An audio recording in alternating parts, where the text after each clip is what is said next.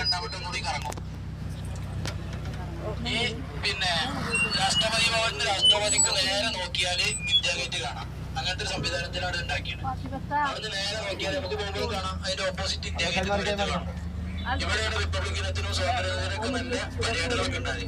ഈ നേരെയുള്ള റോഡിന് കാണിച്ചു തരും. അതെ, മൊബൈൽ റൗണ്ട് അടിച്ച് കാണും. ഇടതുഭാഗം ഇടതുഭാഗത്ത് കാണാൻ റൗണ്ടൊരു സംഭവം ഉണ്ടാവും. അത് നമ്മളെ പഴയ പാർലമെന്റ് ആണ്. പഴയ 1900 ഉണ്ടായിരുന്ന പഴയ പാർലമെന്റ്. അതിന് തൊട്ടപ്പുറത്തുള്ളത് പുതിയ പാർലമെന്റ്. മനസ്സിലായോ? എന്താണ് സെൻട്രൽ വിസ്റ്റ എന്ന് പറയും. സെൻട്രൽ വിസ്റ്റ എന്ന് പറഞ്ഞ പുതിയ പാർലമെന്റ് ആണ്.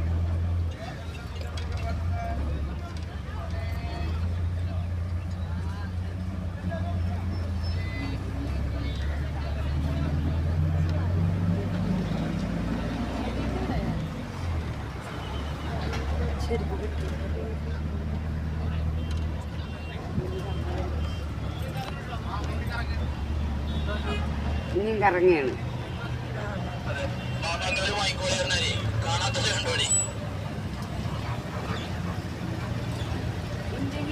അതുകൊണ്ട് ഇന്ത്യൻ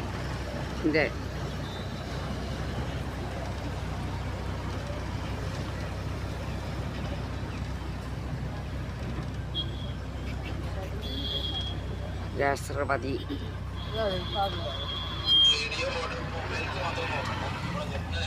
നമ്മളിത് കാണണമെങ്കിൽ പുറത്തേക്ക് പോകണം.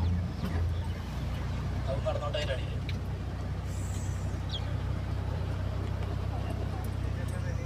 ഇതൊക്കെ നമ്മളിങ്ങനെ ചാനലിൽ ടിവിയിലും ന്യൂസിലൊക്കെ ഇങ്ങനെ കണ്ട സ്ഥലമാണ്. അപ്പോൾ അത് നേരിട്ട് കാണാൻ നമുക്ക് പറ്റി. പാർലമെന്റിന് പഴയ പാർലമെന്റിന് ഉള്ളിലേക്ക് കയറാൻ സാധിക്കും. നിയമങ്ങളും പേപ്പറുകളിലൊക്കെ ചെയ്യണം. ഞങ്ങൾ 4-3 സുഹൃത്തുക്കൾ ഒറ്റയ്ക്ക് വന്ന സമയത്ത് അത് കാണണം എന്നുള്ള ആഗ്രഹത്തിൽ എല്ലാ സംഗതികളും ശരിയാക്കിയിരുന്നു. ഇവിടെ 2-3 ദിവസം ഡൽഹിയിലിട്ടിരുന്നു. പക്ഷെ നിർഭാഗ്യവശാൽ കൊറോണയുടെ ശേഷം അന്ന് സ്റ്റേജിന് അലൗഡില്ല എന്ന് പറഞ്ഞു. അത് അനുവദിച്ചില്ല. പക്ഷെ അത് കാണുന്നുണ്ട്. നിയമസഭയുടെ ഉള്ളിൽ കയറിയണം. നമ്മുടെ കേരള നിയമസഭയുടെ ഉള്ളിൽ കയറിയണം. ആരും കയറിയണം. സിമ്പിളായിട്ട് കയറണം. ഞാൻ ഒരേ വട്ടം കയറിയണം. ആൾക്കാരോട്ട് എന്നാ ചാവും.